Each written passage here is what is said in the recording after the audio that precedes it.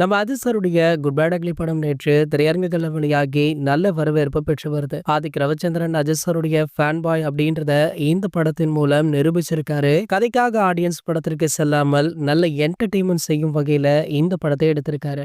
ரசிகர்கள் மட்டும் இல்லாம மற்ற ஹீரோக்களுடைய ரசிகர்களையுமே இந்த படம் கவர்ந்து இழுத்திருக்கா. ப்ரீ புக்கிங்ல இந்த படம் பாத்தீங்கன்னா பல கோடி வசூலை அள்ளி இருக்கு. இந்த சூழல்ல முதல் நாள்ல குட் பேட் அக்லி நல்ல கலெக்ஷனா பண்ணிருக்கா. இந்த வருடம் துவக்கத்திலேயே அஜித் சாருடைய விடாமுயற்சி படம் வெளியாச்சு. இந்த படம் பாத்தீங்கன்னா முதல் நாள்ல கிட்டத்தட்ட 30 கோடிகளுக்கு மேல வசூல பெற்றது. ஆனா குட் பேட் அக்லி திரைப்படம் தமிழகத்துல மட்டுமே 30 கோடி வசூலாகி உள்ளதாக செய்திகள் கிடைச்சிருக்கு. அதாவது வலிமை திரைப்படம் தமிழ்நாட்டுல அதிக வசூல் செய்த படமாக இருந்தது. அதனை இந்த குட் பேட் அக்லி திரைப்படம் முறியடிச்சிருக்கு. வேர்ல்டு வைட் பாத்தீங்கன்னா குட் பேட் அக்லி திரைப்படம் கிட்டத்தட்ட 100 கோடிகளுக்கு மேல வசூலாகி இருக்கலாம் அப்படின்னுமே சொல்லப்படுது. கூடிய விரைவிலேயே இதற்கான முறையான அறிவிப்பை படக்குழுவை வெளியிடுவாங்க அப்படின்னுமே எதிர்பார்க்கலாம். இது போன்ற சினிமா செய்திகளை பத்தி நீங்க உடனே தெரிஞ்சுக்க நம்மளுடைய அஜித் 360 சேனலை மறக்காம சப்ஸ்கிரைப் பண்ணிக்கோங்க.